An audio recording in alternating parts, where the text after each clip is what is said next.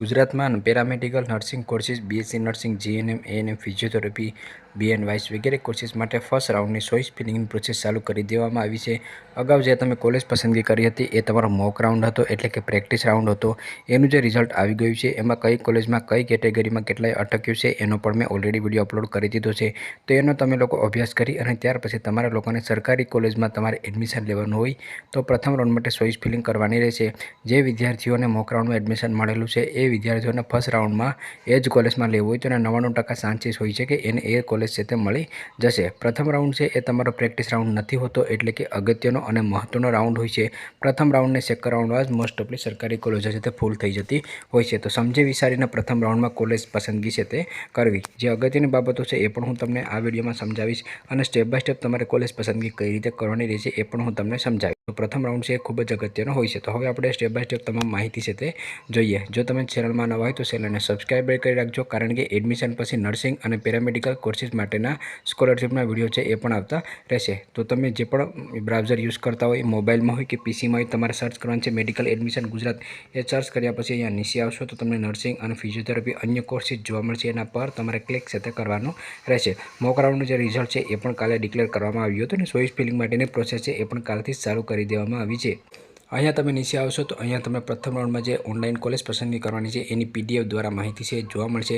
નીચે થોડીક જે સીટો માટે છે એસટી કેટેગરીના વિદ્યાર્થીઓ માટે ફ્રી શિપ કાર્ડની માહિતી છે એ તમને જોવા મળશે અને નીચે જે પણ કોલેજોને પરમિશન નથી મળી એની માહિતી છે તે જોવા મળશે। હવે જે પણ કોલેજોને પરમિશન નથી મળી એ કોલેજોમાં એડમિશન છે તે આપવામાં આવશે નહીં, એ ખાસ બાબત તમારે ધ્યાનમાં રાખવાની રહેશે। અહીંયા નીચે તમને જોવા મળશે કે પ્રથમ રાઉન્ડ માટે ઓનલાઈન કોલેજ પસંદગી છે એ 4 સપ્ટેમ્બરથી લઈ અને 10 સપ્ટેમ્બર સવારે 10 વાગ્યા સુધી તમે લોકો કરી શકો છો। એટલે કે 10 સપ્ટેમ્બર સવારે 10 વાગ્યા સુધીમાં તમારા લોકોને કોલેજ પસંદગી છે તે કરી નાખવાની રહેશે। હવે ઉપર અહીંયા આવશો તો તમને જોવા મળશે online choice feeling click here, એના પર તમારે ક્લિક છે તે કરવાનું રહેશે। એના પર તમે ક્લિક કરશો એટલે જેવી રીતે તમે મોક રાઉન્ડમાં કોલેજ પસંદગી કરી હતી એવી રીતે જ તમારે સેમ લોગિન છે તે કરવાનું રહેશે। તો અહીંયા કેન્ડિડેટ રજિસ્ટર એન્ડ લોગિન જોવા મળશે, એના પર તમે ક્લિક કરશો। હવે અહીંયા તમારી યુઝર આઈડી, પાસવર્ડ, 4 ડિજિટનો પિન નંબર અને અહીંયા બતાવેલા કેપ્ચા નાખી અને ત્યાર પછી તમારે સબમિટ છે તે કરવાનું રહેશે। સબમિટ કર્યા પછી તમારું ડેશબોર્ડ છે એ કંઈક આ પ્રકારનું જોવા મળશે। અહીંયા તમારું નામ અને યુઝર આઈડી જોવા મળશે અને રાઈટ સાઈડમાં હોમ અને લોગઆઉટનો ઓપ્શન છે તે જોવા મળશે। હવે જે ચોઇસ ડિટેલ જોવા મળશે એના પર તમારે ક્લિક છે તે કરવાનું રહેશે। એના પર તમે ક્લિક કરશો એટલે 3 ઓપ્શન તમને જોવા મળશે। જેવી રીતે તમે મોક રાઉન્ડમાં કોલેજ પસંદગી કરી હતી એવી રીતે સેમ પ્રોસેસ રહેશે, પરંતુ મોક રાઉન્ડ છે એ તમારો પ્રેક્ટિસ રાઉન્ડ હતો, જ્યારે ફર્સ્ટ રાઉન્ડ છે એ તમારો ઓરિજિનલ રાઉન્ડ ગણાશે। તમારા જનરલ મેરિટ નંબર અનુસાર અને તમારા કેટેગરી મેરિટ અનુસાર તમારે કઈ રીતે કોલેજ પસંદગી કરવી જોઈએ, જેથી કરીને તમને સરકારી કોલેજ છે તે મળી રહે અને તમને જે પણ ઓનલાઈન ચોઇસ ફિલિંગ કરવામાં કોઈ પણ પ્રકારનો પ્રોબ્લેમ આવતો હોય તો એના માટે તમે ઓલરેડી પેડ કાઉન્સેલિંગ પ્લાન બનાવેલો છે, જેના માટે નંબર તમે ડિસ્ક્રિપ્શનમાં જશો તો ત્યાં તમને વોટ્સએપ ગ્રુપ મળી જશે। વોટ્સએપ ગ્રુપમાં જોઈન થઈ અને તમે સંપર્ક કરી શકો છો। પેડ કાઉન્સેલિંગમાં તમને એડમિશન પછી સ્કોલરશિપની પણ સંપૂર્ણ માહિતી છે તે આપવામાં આવશે। હવે અહીંયા ઉપર તમને અવેલેબલ ચોઇસ જોવા મળશે, એના પર ક્લિક કરી અને કઈ કોલેજોમાં તમે કોલેજ પસંદગી કરી શકો છો એની માહિતી છે જોવા મળશે। પરંતુ આપણે બીજા નંબરનું ઓપ્શન જોવા મળશે ફિલ ચોઇસ, એના પર ક્લિક કરશું। ફિલ ચોઇસ પર ક્લિક કરવાથી અહીંયા તમારું નામ, general merit number, category merit number, કયા કોર્સ માટે તમે એલિજિબલ છો એ સંપૂર્ણ માહિતી તમને જોવા મળશે। હવે નીચે આવશો તો જેવી રીતે આપણે મોક રાઉન્ડમાં પ્રોસેસ કરી હતી એવી જ રીતે અહીંયા પ્રોસેસ કરવાની રહેશે। તો જે બ્લુ કલરમાં હશે તમામ સરકારી અને ગવર્મેન્ટ કોલેજો હશે, જ્યારે ગ્રીન કલરમાં છે તમામ પ્રાઇવેટ એટલે કે ખાનગી કોલેજ હશે। હવે કોલેજ પસંદગી કરવા માટે અહીંયા બ્રાન્ચનું ઓપ્શન જોવા મળશે, એના પર તમે ક્લિક કરશો। અહીંયાથી બીએસસી નર્સિંગ, જીએનએમ, એએનએમ જે પણ કોર્સિસ તમને જોવા મળશે એ મુજબ તમારે કોલેજ પસંદગી કરવાની રહેશે। હું જેનું ફોર્મ ભરી રહ્યો છું એ ફક્ત જીએનએમ માટે જ લાયકાત ધરાવે છે, તો અહીંયા જીએનએમ જ જોવા મળશે। તમે વિજ્ઞાન પ્રવાહના હશો તો તમને બીએનવાયએસ, ફિઝિયોથેરાપી, બીએસસી નગર વગેરે જોવા મળશે। કોઈ ગર્લ્સ હશે તો એને એએનએમ પણ જોવા મળશે, એટલે કે જે તમારે લાયકાત હોય એ અનુસાર અહીંયા તમને કોર્સિસ છે તે જોવા મળતા હોય છે। એક સાથે તમે અનલિમિટેડ કોલેજ પણ પસંદ કરી શકો છો અને તમારી લાયકાત અનુસાર તમે કોર્સ પણ પસંદ છે તે કરી શકો છો। હવે અહીંયાથી તમે બ્રાન્ચ સિલેક્ટ કરી લીધા પછી ઇન્સ્ટિટ્યૂટ ટાઈપ જોવા મળશે, એના પર ક્લિક કરશો। તમારે ફક્ત સરકારીમાં જ લેવું હોય તો સરકારી સિલેક્ટ કરશો અને તમારે ખાનગીમાં લેવાનું હોય, નક્કી જ હોય કે મારે ખાનગીમાં લેવું છે, ઓછા માર્ક છે તો તમે ખાનગી પણ સિલેક્ટ કરી શકો છો અને તમે સરકારી અને ખાનગી એક સાથે પણ સિલેક્ટ કરી શકો છો। એ તમારી પસંદગી અનુસાર હોય છે। આની વધારે ડીપમાં માહિતી તમને પેડ કાઉન્સેલિંગમાં મળી જશે। હવે અહીંયા આવશો તો સીટ ટાઈપ જોવા મળશે, અહીંયા 2 ઓપ્શન જોવા મળશે, ગવર્મેન્ટ કોટા અને government management quota seat surrender from management quota. તો આમાંથી તમારે GQ સિલેક્ટ કરી લેવાનું રહેશે અને જે વિદ્યાર્થીઓને જે સરેન્ડર સીટમાં એડમિશન લેવું હોય તો એમાં પણ એડમિશન છે લઈ શકે છે. તો અહીંયા GQ છે એ હું સિલેક્ટ કરી લઈશ. તમારે જે પસંદગી હોય એ અનુસાર તમારે સીટ ટાઈપ સિલેક્ટ કરવાનું રહેશે. ત્યાર પછી ડિસ્ટ્રિક્ટ મુજબ તમારે એડમિશન લેવું હોય કે મારે ફક્ત અમદાવાદમાં જ લેવું છે તો એ મુજબ પણ તમે સર્ચ કરી શકો છો. અને તમને એવું થાય કે મારે ફક્ત દાહોદમાં જ લેવું છે તો એ મુજબ પણ તમે સર્ચ છે તે કરી શકો છો. અને કોલેજ મુજબ તમારે જોવું હોય તો એ મુજબ પણ અહીંયા તમે ચેક કરી શકો છો.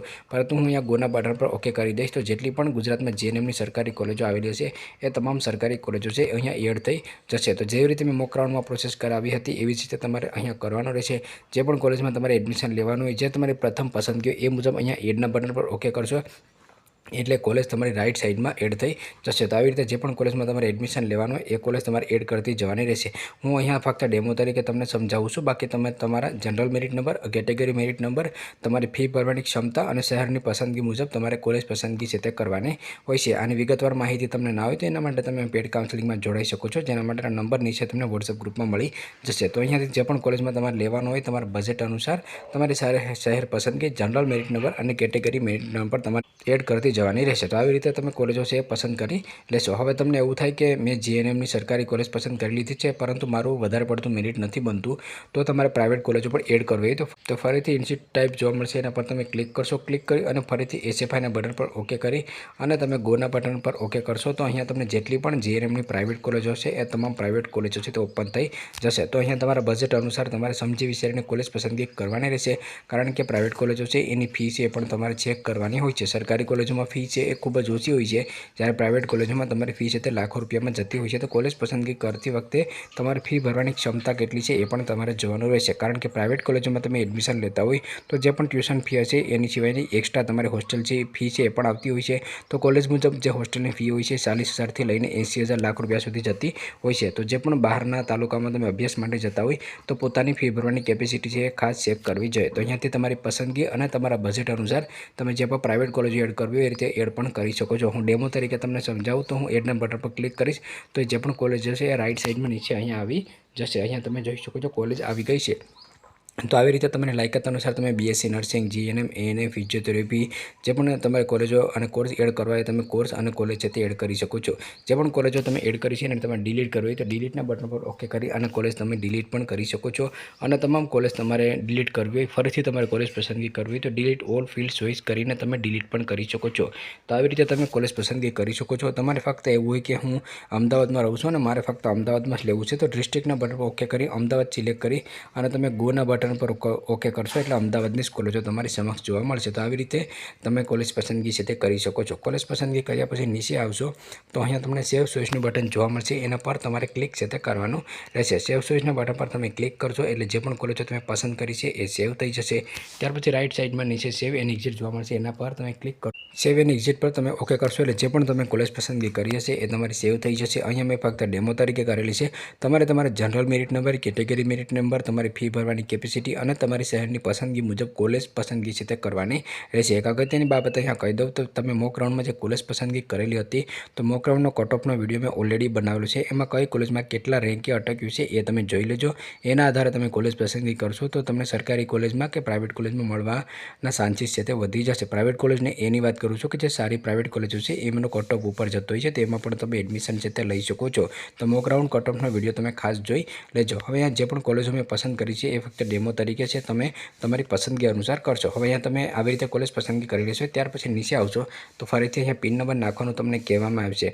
હવે તમારે જે કોલેજ પસંદગી કરી છે એને તમારે મોડિફાઈ એટલે કે સુધારો કરવો હોય તો તમે મોડિફાઈ ચોઇસ પર ઓકે કરી અને સુધારો કરી શકો છો. અને જે તમે કોલેજ પસંદગી કરી છે એને તમારે લોક કરવી હોય તો અહીંયાથી તમે લોક કરી શકો છો. તો જ્યારે તમે કોલેજ પસંદગીની પ્રોસેસ પૂર્ણ કરી લેશો ત્યાર પછી તમારે કોઈ સુધારો ના કરવો હોય તો તમારી કોલેજ પસંદગીને તમારે લોક છે તે કરી નાખવાની રહેશે. તો લોક તમે કરી લેશો ત્યાર પછી એની પ્રિન્ટ છે એ પણ તમે મેળવી શકો છો. તમારી કોલેજ પસંદગીની પ્રોસેસ પૂર્ણ થઈ જશે ત્યાર પછી ચોઇસ ડિટેલ મેનુમાં આવીને પણ તમે તમારી કોલેજ પસંદગીને અનલોક પણ કરી શકો છો અને તમારે એની પ્રિન્ટ લેવી તો PDF દ્વારા તમે પ્રિન્ટ પણ મેળવી શકો છો. તો આવી રીતે તમારા લોકોને કોલેજ પસંદગી છે તે કરી નાખવાની રહેશે. તમારો પ્રથમ રાઉન્ડ છે એનું પરિણામ આવશે. ત્યાર પછી કઈ કોલેજમાં કેટલા વિદ્યાર્થીઓને એડમિશન મળેલું છે, કેટલા ટકા અટક્યું છે એના પણ સંપૂર્ણ માહિતી છે વોટ્સએપ ગ્રુપમાં હું નાખી દઈશ. તો વોટ્સએપ ગ્રુપમાં જોઈન થઈ જજો, જેની લિંક તમને ડિસ્ક્રિપ્શનમાં મળી જશે.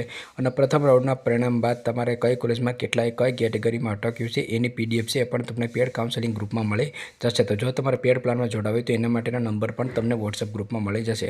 અહીંયા ખાસ એક બાબત ધ્યાન રાખજો કે 10 સપ્ટેમ્બર સવારે 10 વાગ્યા સુધીમાં તમામ વિદ્યાર્થીઓ કે જે મેરિટ લિસ્ટમાં સમાવેશ છે એને કોલેજ પસંદગી કરી નાખવાની રહેશે. પ્રથમ રાઉન્ડ છે એ તમારો ખૂબ જ અગત્યનો હોય છે, કારણ કે મોસ્ટ ઓફલી સરકારી સીટો આમાં જ ફૂલ થઈ જશે.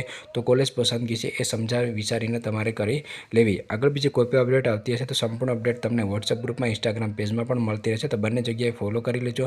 વિડીયો પસંદ આવે તો લાઇક કરજો અને ચેનલમાં ન હોય તો ચેનલને સબસ્ક્રાઈબર કરવાનું ભૂલશો નહીં.